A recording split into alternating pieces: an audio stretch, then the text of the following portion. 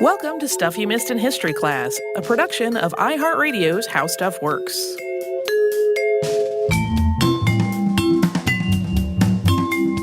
Hello and welcome to the podcast. I'm Holly Fry. And I'm Tracy V. Wilson. So, as you may recall, on Monday's episode, which was just 2 days ago, we featured musician and World War II Dutch resistant agent Frieda Belinfante. And that episode, as we mentioned, was inspired by the team at the Holocaust Center of Pittsburgh and their amazing comic book project, Chutz-POW. So today we have interviews with the people at the Holocaust Center. Holly is the person who conducted these interviews. It's with folks who worked on this comic to talk about how the project works and how they create each issue and what they're hoping readers will take away from it. And you're going to hear from 3 different people today. The first of those is writer Birdie Willis. She is an absolute delight, and she wrote Frieda's story for the upcoming edition of Chutz-POW. And the way that she managed to get into that story is really lovely, and she's going to talk about it.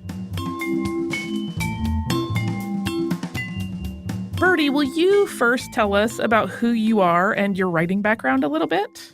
Certainly. So my name is Birdie Willis. I have been working in comics for, about 8 years, I would say. Most of it has been self-published up until recently, where I was contracted to work on the most recent miniseries comic for Over the Garden Wall, which is a Cartoon Network property. And I did 5 issues of that. I am also currently in the process of working on 2 200-page graphic novels. Unfortunately, there's an NDA on both of them, so I can't really talk much about them, as well as another graphic novel for middle schoolers detailing another life of a historical person. So I'm very excited about that. I was thrilled when I was approached by Marcel and asked to do just write at least one story for Chutz-POW, and then I consider myself very fortunate to have the privilege to write 2, and one of them to be about Frieda. Frieda is amazing. She is. One thing that I noticed when we prepped our episode about her biography is that she is tricky because she's so immensely quotable and she had such a full life, and there are so many moments to talk about and so many moments of her life that she describes in really, really picturesque detail. How did you decide on your focus to tell part of her story as a small element in the bigger Holocaust story? What I found that was easy to connect Frieda and Frieda's life was her passion for music. So I found that in incorporating different musical terminology to describe the events that happened in her life, leading to her with the resistance and leaving Amsterdam and then coming to America and being part of the Orange County Symphonic Orchestra, that it was woven throughout her entire life. And what better way than to use music to describe someone who's so vibrant? That's so perfect. I know there have been a lot of times, just even working on our history show, where sometimes the material gets just a little bit too emotionally heavy and we need to step away for a little while. Do you ever find it difficult to work with such serious subject matter? Sometimes. I was trained as a history major, so that was my degree. I find I'm able to step back from the material as I don't want to create some sort of bias, but that was in my training. I think that with Frieda, knowing how much she was sort of, she just had a very lighthearted way of doing things and speaking about things that were often so serious in any of the interviews that I've seen, that it was hard not to find that a little infectious and to utilize that in the best way to represent her. Yeah, what an incredibly upbeat person, particularly considering some of the difficult times she had. It's always startling in a wonderful way to me to see interviews with her or to read transcripts of those interviews where she's talking about very serious and sometimes dark things, but she is oddly upbeat about it. Have you heard the story about the viola da gamba? Yes, but we did not put it in our podcast, so tell it, please. Okay. So she was, and I've forgotten the orchestra, or I've forgotten the town in which she found this paper, but she had gotten an engagement, and it was to play cello. And she had written down that she played cello, viola da gamba, and piano. And when the flyer or the article came out about what these people would be playing in the orchestra, it said so-and-so violin, Frieda Belinfante cello, and viola da gamba piano. And and she found that so funny. She said she wished she had saved the paper, but she did not. But she said she had a wonderful chuckle over it. And I just remember laughing very hard at that interview while watching it. And I thought, oh, she just has a wonderful sense of humor.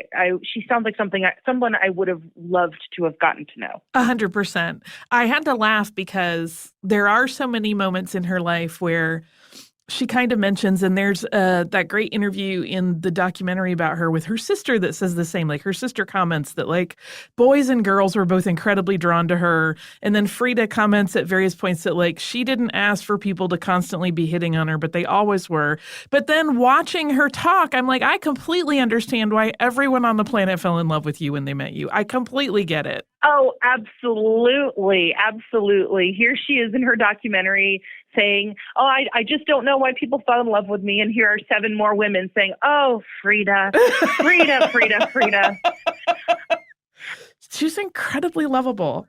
She was. My particular favorite moment is her talking about Henriette and how she, almost out of a romance movie, goes to Henriette the very first time they meet, and Henriette is like, why do you stay? And she says, because I love you. Yeah. And she's like, and I grabbed her and I said, because I love you.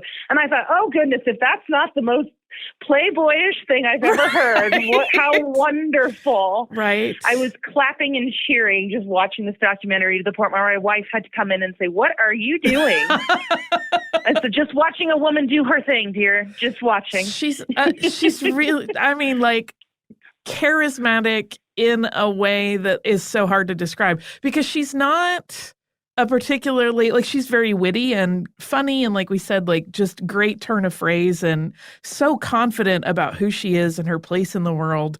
But she's not like one of those big, like, look at me, showboaty people, but she's just incredibly magnetic. It's really astonishing.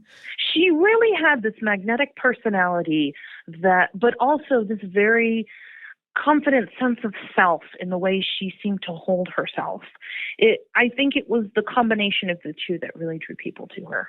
My last question for you about Frieda's story and about this project in general is, what is your biggest wish for readers to take away from this project? When they close the comic and they walk away, what is it that you hope comes out of the pages and leaves with them? I think to understand that it is more than just stories. These are people. Some people who survived the Holocaust, some people who didn't.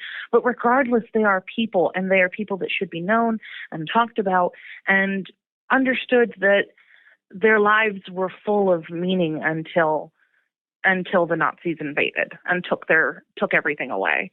And to understand and have compassion and empathy for these people. That's so beautiful.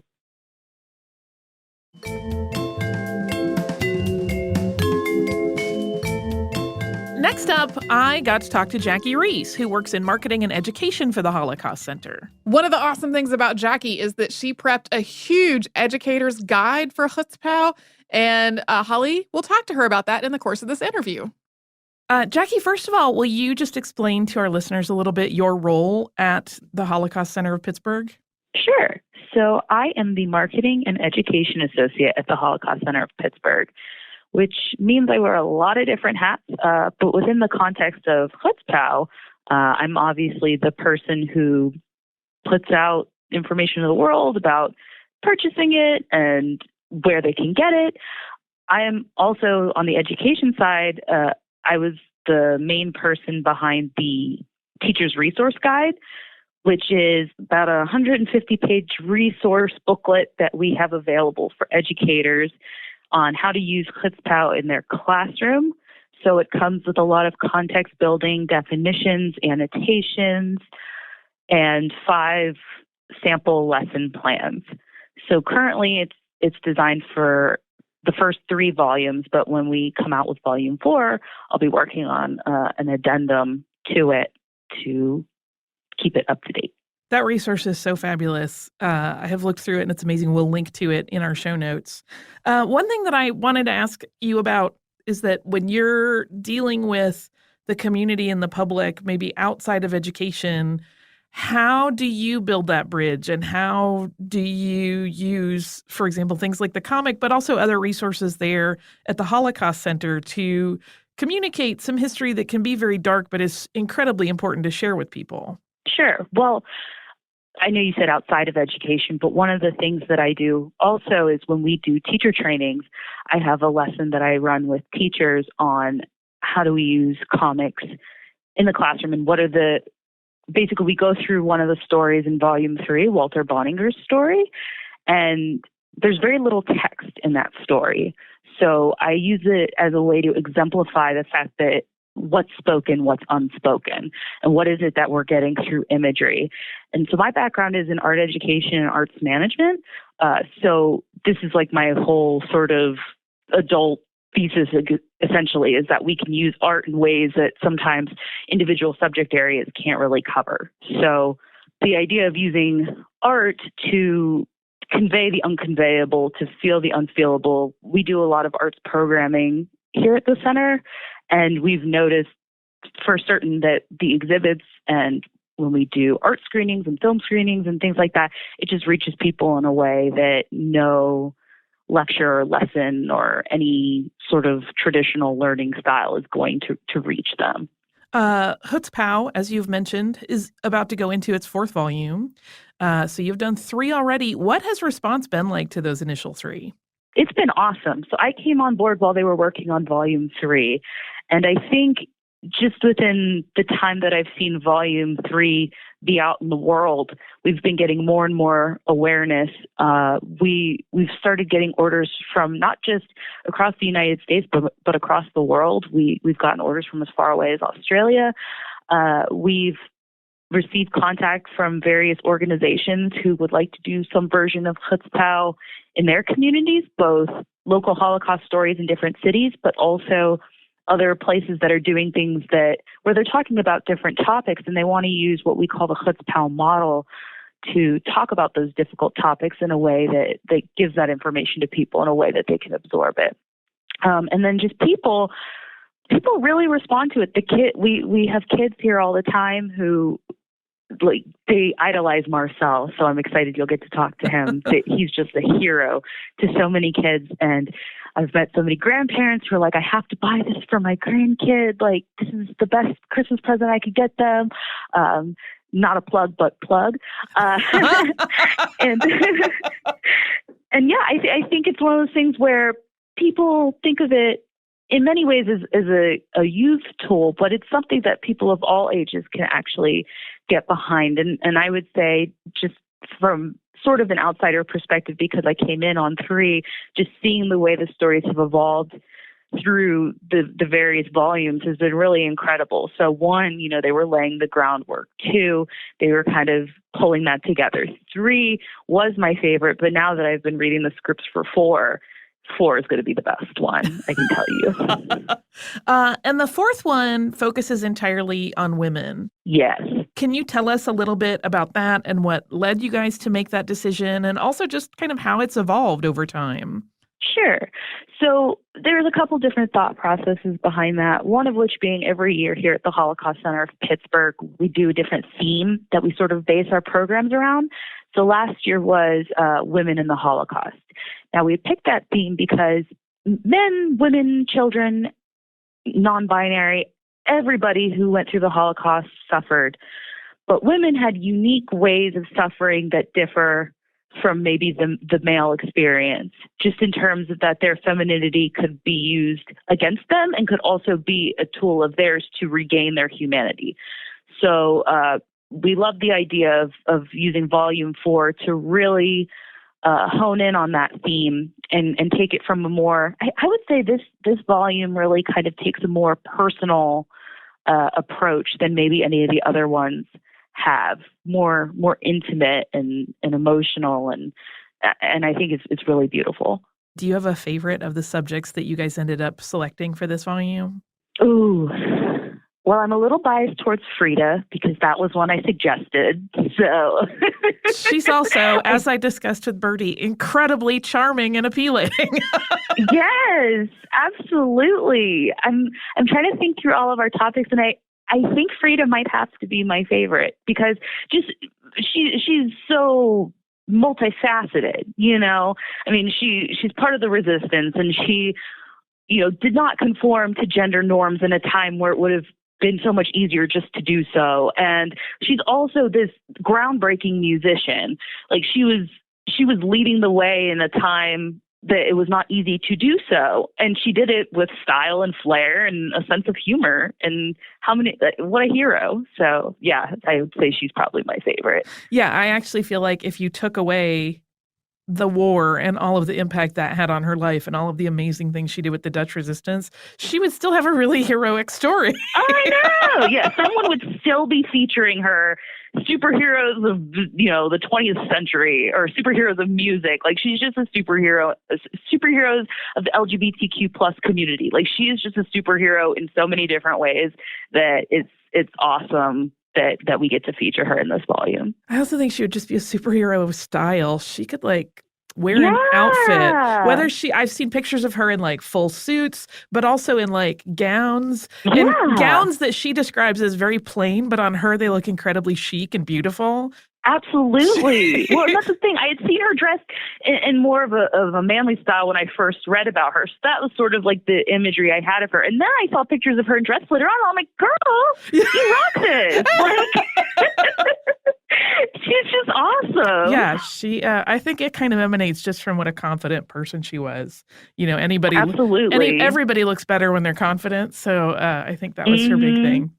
Well, and I love the idea of setting an example in a macro way. We're setting an example of heroes in Chutz-POW, but on the micro level too. I think lots of women could do to learn more confidence, and so on just that level, she's a hero too. 100%.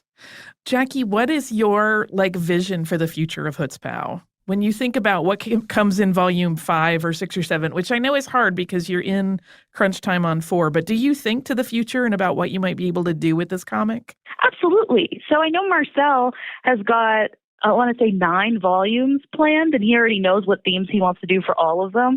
So in that respect, he's already 10 steps ahead of me in terms of imagination. But I definitely have I would just love to see more communities implementing Chutz-POW into their learning.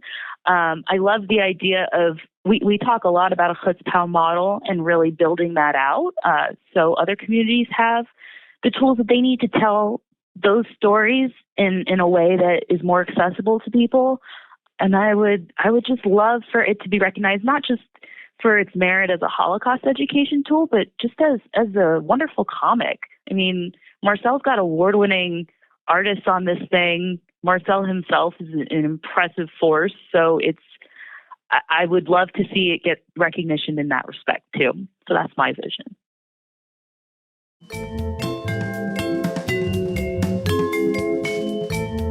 Our final interview is with Marcel Walker, who is in many ways the beating heart of this project. You heard Jackie essentially refer to him as just an idol of many kids in the area. So his segment is going to be the longest of the 3. The segment really traces the project's whole history from the very beginning, as well as Marcel's passion for the work that is blazingly apparent. First, will you, just to give us a little bit of context, talk about who you are and your work before you ever got to this comic? Because I know you're big into animation, very near and dear to my heart, and you have worked on a lot of other art projects. So will you talk about those a little bit first? Sure, absolutely. So I've been making comics literally all my life. I knew when I was 6 that this was going to be my vocation. And looking back on it, it's a little strange because when you think about it, when people choose their careers, even if you choose a career in your teens, your late teens, your early 20s, by the time you get into your 40s, you're following a path that was set on when you were younger. And often you haven't experienced much of life. And I often think about, wow, I chose this when I was 6. But I just knew that was what I needed and wanted to do. I always envisioned myself making mainstream comics, so Superman and Batman and, Spider-Man, all those kinds of characters. I am very obsessive about Superman. Anybody who knows me will tell you that. And so that's what I always figured I would be working on. But life will unfold the way that it unfolds. And so that didn't quite happen. Even though I was always drawing, I was always making comics, and that was always my goal. But however, I started teaching comics illustration and comics classes and workshops when I was in my early to mid-20s. So this would have been the early mid-90s. I did that for a number of years, and that's where I learned a lot. And that's where my path kind of started to change a little bit. I was working more on my own independent comics. I started working for other clients and things. I was doing a lot of illustration work, and I had a day job to support a lot of that. And some years later, so this would have been the early 2000s, I also started doing work with the Toonseum, which is the Museum of Comics and Cartoon Art based here in Pittsburgh. So the founder of the Toonseum and I, we were friends. We had met when I was working at the Pittsburgh Center of the Arts, teaching those workshops and classes. We stayed in touch. He started up the Toonseum, and the Toonseum actually started working with the Holocaust Center of Pittsburgh on the initiative that became Chutz-POW. Before I was involved, I knew some of the participants that were on the initial committee, and this would have been late 2013, I believe, or 2013, 2014. So I was aware that this was happening. And my understanding is when the project began, even though they wanted to use comics and cartoon art towards the purpose of revisiting Holocaust education, revamping Holocaust education, they had not quite come to the decision to make a comic itself formally. But when that decision was made, they decided to make a comic book and a companion traveling art exhibit. So the moment that was decided, I knew I was going to be involved with the project. And I always tell people that even if they had not tapped me to join them, I was going to be involved with that project one way or another.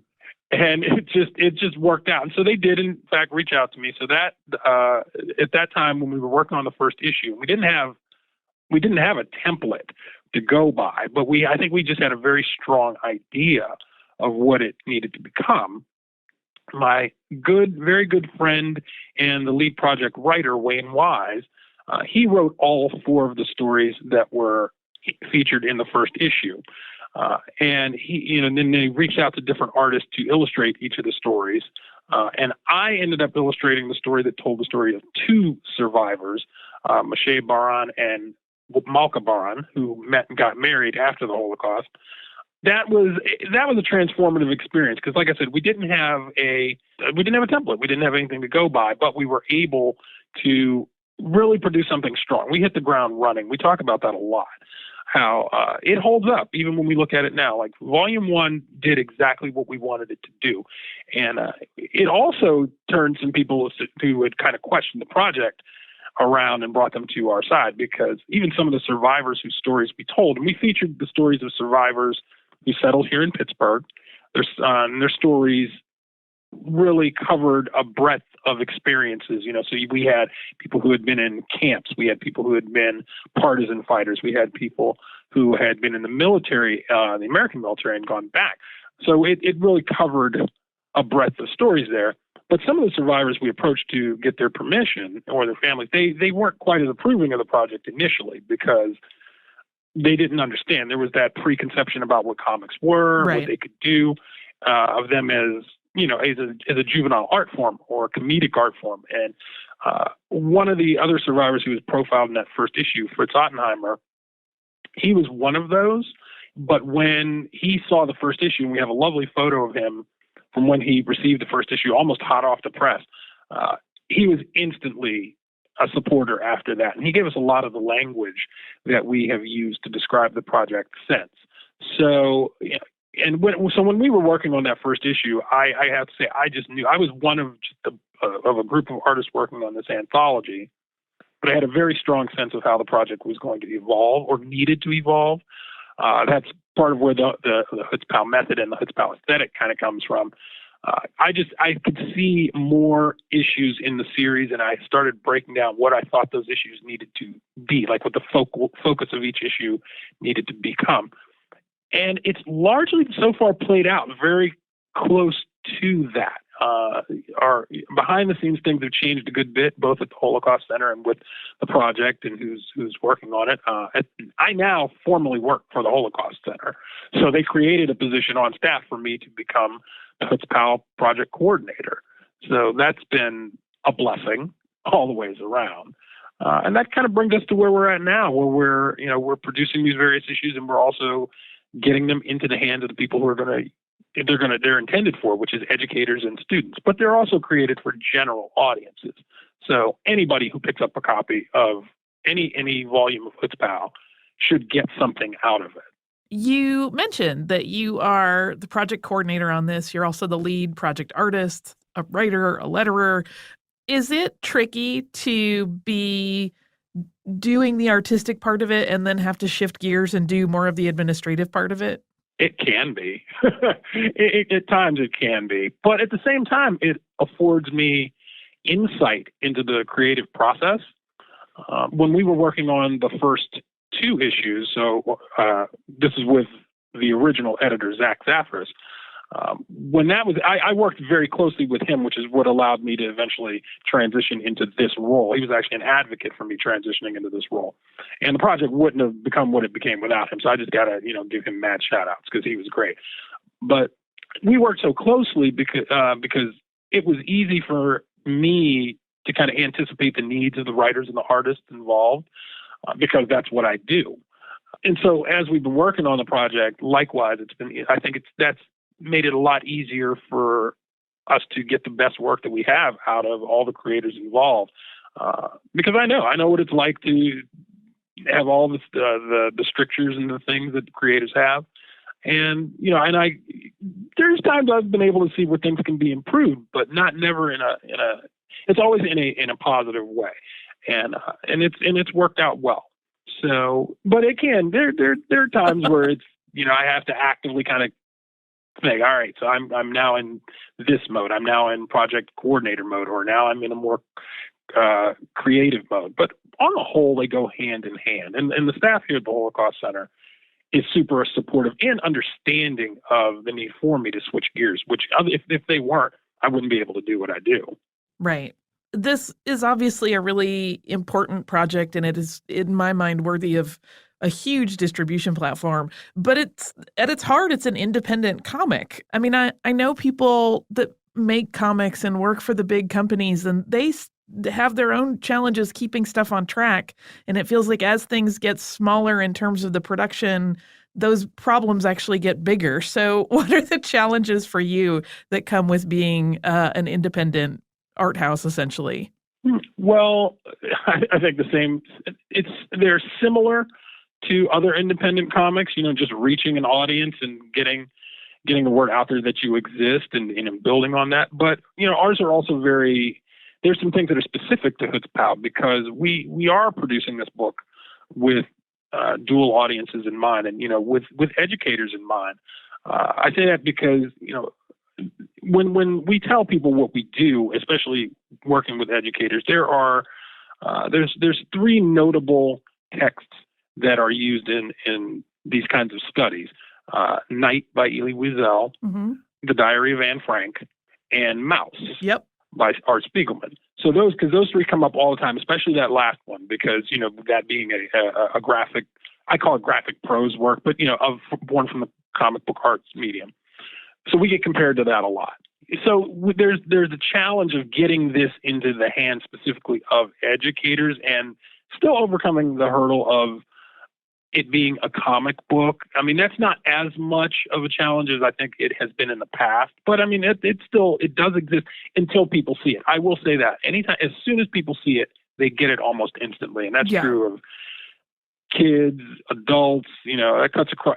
I mean, we've had the fortune here to have presented Chutz-POW to so many different people from so many different backgrounds. There was a wonderful experience I had that was last year with a group of middle and high school students at a local boys and girls club, and these was predominantly Black youth, and so I'm Black, and it was important for it was important for them to see me in my role and working on this project. And at first I wasn't sure that I had connected with them, the part of that was just because they were teenagers and you don't always know right away if you connected with your audience. But shortly thereafter, some of the members of our staff, we were at an event out in the world, and we were walking, and a large group of those kids were there, and they recognized me, and they called out my name and descended on me. And fortunately, Zach, who I mentioned earlier, he took a picture then. So I have proof that they were really excited to see me. But it was also validation that we had connected with what we did. And then we actually brought those kids into the Holocaust Center afterwards, where they got to meet and listen to one of our survivors. And that was just lovely. So I guess the bigger challenge with Chutz-POW as an independent publication is just making that happen again and again and again, and making that reach as broad as possible. One thing that really stands out to me looking at volumes 1 through 3, and you sent me kindly a rough of some of the stuff that's in 4, is how much effort you put in to accuracy in representing places and spaces where these things happen. Like, I think I saw a note in some of the 4 that was like about making sure that the facade of a building was researched or something. What is that process like, and how do you get the right resources to have that information into the hands of the artists that are recreating these worlds? And how often do you kind of have to fudge things because you don't really have the primary sources on it? Fidelity is something that from the outset we paid a lot of attention to with this project, and that's ongoing. And that's true of both the written component and the visual component. It varies on a case-by-case basis because with certain stories there's more reference material. With others, when there's less, that we rely more on the creators involved to come up with a reasonable presentation of what would have happened. Fritz Ottenheimer, who I mentioned earlier, he spoke about that, like the advantage of using the comic book medium to tell these stories, which is, because you didn't have photographers or videographers or filmographers available everywhere to document everything. It was certainly a different world than we're living in now. Writers and artists, specifically comic book creators, they can use their imaginations and skill sets to fill in those gaps. So we have done that from time to time, but we usually, it has to be done with the right kind of sensibility to it. For instance, there have been instances where I've had to reverse engineer what somebody may have looked like when they were young. Right. That's tricky. But on the cover of our first issue, one of our survivors depicted Dora Eiler, who was very well known in our local community. We had to do that. Like I had to basically reverse engineer how I thought she would have looked as a young lady when her story took place. And I didn't have much reference to go by. Most of them was her older. Just a week ago, I came across a photo here in our archives at the Holocaust Center that it was a photo that wasn't available at the time. And I just wanted to kick something because I thought, this would have been great to have had. But at the same time, it was like, I thought, and there was a number of photos of our survivors when they were young that was, it's humbling to think of them because these are all real people. We're not making any of this up. So that is a very, and that keeps us grounded. But what I was glad about was I got pretty close. I think I got about as close as I'd have been able to, you could still tell that was her. Right. So, we do the best we can. And that's why it's also a group process too. All the stories have to be vetted by our team. And if there's a question, we encourage the question to be raised. Like we always want to make sure that it's as close to, accuracy, that with the accuracy is as high as possible. You mentioned this all being part of a team, and I'm wondering, is there a quick and dirty version of what is the actual process like from the moment where you say, yes, we're featuring Frieda Belinfante to here's the printed comic? Is there a quick and dirty version of that? Okay, so the quick and dirty version would be, first we select all the subjects. We like to kind of know who all is going to be included in each issue because that gives us a sense of what the balance of the content is going to be. Once we've done that, then the next part is finding the right creative team or individual. Sometimes it's one person, sometimes it's two, sometimes it's three. But we want to, make sure that we have the right person working on that right story. And while we do typically like to cull our talent here locally, because it's just easier to work with people that you have here on hand, we reach outside the region on a couple of occasions. But it's always about pairing the right talent with the right story. And sometimes even after the fact, like you have to replace people. That has happened. Right. But I have found up to right now, it almost always works out the way it's supposed to work out. When the emphasis is on telling the story correctly, you end up with the people involved, with the talent involved that you're supposed to have. So it's really just about keeping the lines of communication open. That's the part that assures that you're going to end up with the best product. So how much back and forth is there? So is it pretty much that the writer comes in with their script, the artist does their thing, everything gets approved, it goes to print? How many revisions do you typically do? Like where in that line of process do things shift around? Where do they get a little amoeba-like? It can vary from story to story, but typically we contact the writers first. And although ideally we like to know who the teams are going to be, but we contact the writers first.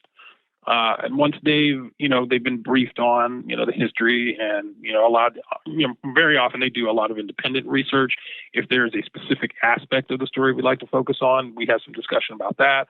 But, once we get a first draft in, I review it first and the team reviews it. We compile the notes, try to get those back to the writers. And so there can be some back and forth, but usually we're able to get it within a couple of drafts. It's usually not a belabored process because our talent pool is really super strong. And then it's more or less the same thing with the artists.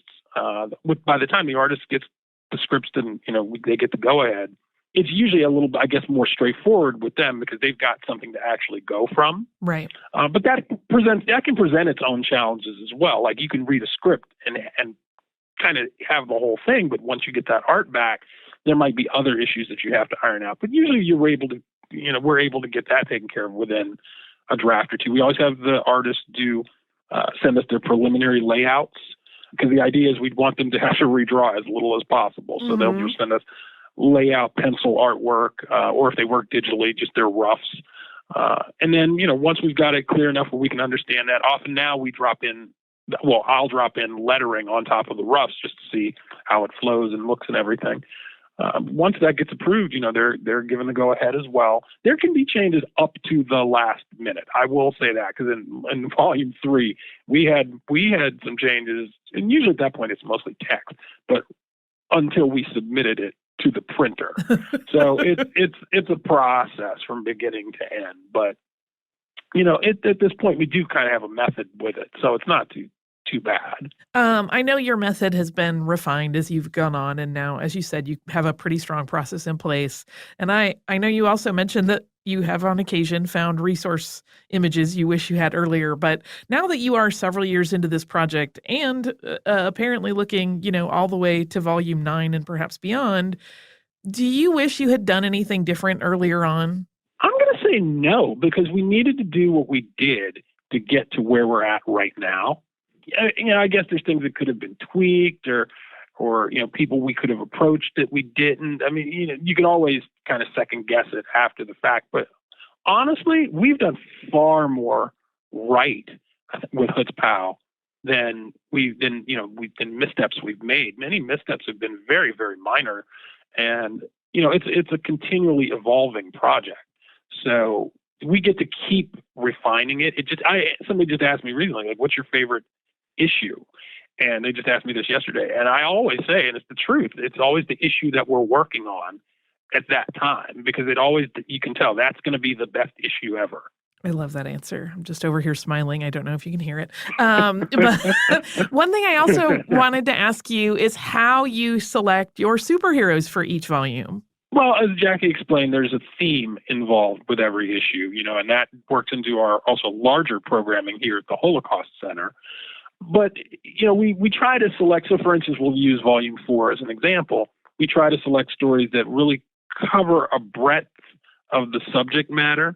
Chutz-POW stories on average are about 6 pages long, so it doesn't give you much room to tell a person's life story, or even sometimes just an instance in a person's life story.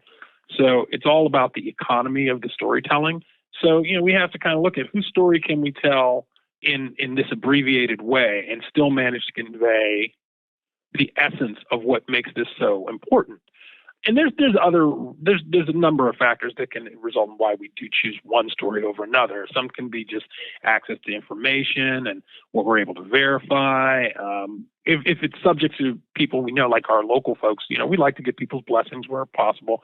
Volume 4, this is telling stories of people who are more publicly known. Mm-hmm. So we don't have that same kind of constraint, but we look at that balance, I guess, more than anything else. And, if there's two people who have more or less the same kind of a story, same sort of background, but one, their experience is a little stronger, or it's easier to capture, then that becomes the story that we would probably go with.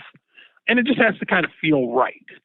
And that's an organic process, but it's a democratic process, like I know in the role that I'm in, if somebody came to me and they were just really strongly advocating for a particular story, I would listen to that. Jackie mentioned also, like she was advocating for Frieda's story, and she couldn't have been more right about that one. Mm-hmm. So yeah, it's a process, but then by the time you come down to your final selection, 5, 6 people typically, you're able to look at it and go, yep, that's our group. That's nice. Who we need to be telling these stories about. Since this has really become a big part of your life for a while now, what has been the biggest surprise along the way for you personally as being part of this project? How warmly it's been received. I knew this was something that was going to be received well, but it means a lot to people. We just had a group of 8th graders in here yesterday. And at one point I was talking to them about the project. I was talking about the first story I worked on. And the moment it hit me that, these are real people's lives that we were being entrusted with depicting. And I was looking right at them, and I could see right in the middle of the group, there was a group of girls, and like their faces just all changed all at once. And they looked like they were going to cry just a little bit, but in the good way. Yeah. And they get it. They get this. And the immediacy, I guess, that they appreciate this project. That's what grabs me. I was at Carlow College not long after we finished the second issue. I was invited in to talk to a group of students for their Arts and Holocaust Studies class, and they had been assigned a number of works, including Mouse, to read. And so they had read that, and they read Mouse, and they told me directly how they appreciated Mouse, and they liked it, but they loved Chutz-POW. And that really bowled me over, the fact that they loved Chutz-POW even over Mouse. And that's not to take anything away from Mouse, but I think they were just able to connect with these stories because, we render these stories in a short fashion, which, you get a lot of information in a short space, but also it's a very naturalistic depiction. It's not stylized. And that, I think that accounted for at least some of that. Right. So that warm reception is the thing, I guess, that continues. That still that surprises me, but makes me very happy. Do you think about it in terms of being like your legacy in some ways? Sure. If I got abducted by a spaceship tomorrow, which I don't want to happen, but you just never know. But if something like if I just were not involved with Chutz-POW, it's been the best experience I could have ever asked for, and it's provided platforms for me to do other things. It's wonderful. Like when I tell people where I work and what I work on, it's amazing what their reactions are, even before they've seen it. Just knowing what it is, it's a blessed project. So, and it's the kind of thing you don't encounter that often. It's possible. I'm not going to say this for sure, but it's possible. I might be the only working cartoonist in Pittsburgh who has a day job making comics where benefits and stuff. And that's I could have never imagined this would have been possible. Yeah. But I do want to see more of it happen because it's a thing that also affords a lot of opportunities for a lot of other creatives here in Pittsburgh. That makes me super happy, being able to meet people like Birdie, who just kind of came out of nowhere and knocked it out of the park right off the bat. Where does that happen anywhere else? Right. Like, I guess if you're with a sports team or something, well, but I'm not an athlete. I'm an artist. So this is where I want to see it happen. That's so perfect. I want to point out, for all you know, that spaceship is taking you to a cartoon planet. I'm just saying, be open to these ideas. I used to think about that when I was a kid. Right? If there's a heaven, I still do. It's where all the comic stuff is for real. Right. I feel like Bugs Bunny is there, and old school Spider-Man is there for me. I understand. You understand. I do. What do you hope that people take away from this comic when they read it? Well, I always want to, I want readers to always remember, these are real people. And the story's going to be really exciting and moving and transformative, but these are real people. And that means that they are flawed. They're not perfect. In Volume 2, I wrote and drew the story of Irena Sendler, who was a Polish social worker who was part of a network that helped rescue approximately 2,500 children from the Warsaw Ghetto. And in doing the research on her, she was not a perfect person by any means, but she was a very strong person. And there's certain corollaries I have with Irena and Frieda in that the fiber of their character and the way they were able to do what they did. And, and both of them, I feel like they did the perfect thing. Like, their lives are representative of the perfect response to what the Holocaust was. Is they both lived really, really long, productive lives. And, so that's the kind of thing that I hope readers take away from Chutz-POW. These other messages and how, fortitude and longevity, that's what wins out in the end. Our deepest thanks to Birdie, Jackie, and Marcel for spending time talking with me, and to the Holocaust Center of Pittsburgh for even launching this amazing project. I'm so excited that they're looking for ways that they can help other communities develop similar projects. And we will link to the Holocaust Center of Pittsburgh's website so you can get all the information on Chutz-POW, including how to order. Yeah, they'll have lots of fun links on the show page for this day. So we hope that you will check those out. Since this has been a lengthier episode, I was going to do kind of a shorter listener mail, but it's really fantastic. It is from our listener, Emmy, and she writes, "Hey, Holly and Tracy, I am a huge fan of the podcast, and I'm a history major in college." Bravo, Emmy. When listening to your Maria Tallchief episode, you mentioned her last husband, Henry Buzz Passion Jr. from Chicago, and that name sounded familiar. Henry is a family name, and Passion was my mom's last name. So I asked my mom, and she confirmed that Maria Tallchief was my third cousin's wife. That's grandpa's cousin's wife. I'm doing a family history paper on my mom's side for one of my history classes, and I'm totally going to use you guys as a source. I was unknowingly doing research while listening to your podcast, which I thought was hilarious. She writes, "Y'all are amazing, and I can't wait to keep listening." Emmy, that's so cool. She also wrote a PS that her mom met Maria and said that she was very nice, which doesn't surprise me. That is such a fabulous and cool connection to history. We always talk about how what keeps us passionate about talking about history is that it is a living thing, and we are connected to it in ways we don't always realize. And this is a very direct connection. So thank you so much for sharing that with us, Emmy. If you would like to share your connections to history with us, you can do that at historypodcast@iheartradio.com. That is a new address, so keep in mind. You can also find us everywhere on social media at Missed in History, and missedinhistory.com is also our website. If you would like to subscribe, that sounds like a fantastic idea. You can do that on the iHeartRadio app, at Apple Podcasts, or wherever it is you listen.